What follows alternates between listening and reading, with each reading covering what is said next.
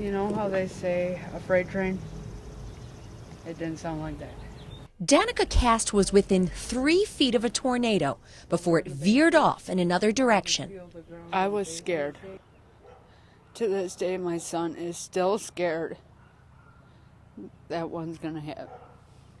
As Danica recalls the day, you can still see the fear in her eyes. They sounded the sirens about 15-20 minutes before it hit.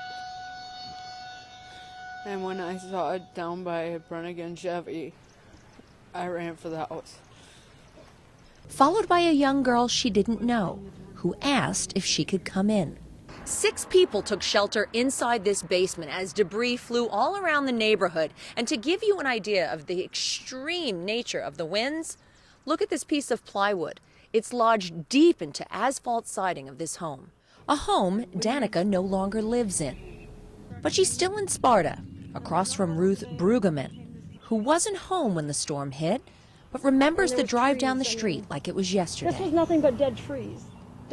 I can't describe what it looked like. I mean, it looked like a war zone had went through here. But today it's much different, except for a few homes that still need work and a few tree stumps. Things, 1 year later, are back to normal. And the community that was already close has a few extra friendships thanks to the storm. I mean, everybody just joined together and said, hey, we need to clean this mess up. By the next morning, all the trees in this area were already cut up, the brush was drug out. It was amazing how quickly people band together to help clean up the mess. And as for that stick that was lodged in the side of a garage, it's fixed. But on the inside, there is still a mark, much like the one left on the minds of the people of Sparta.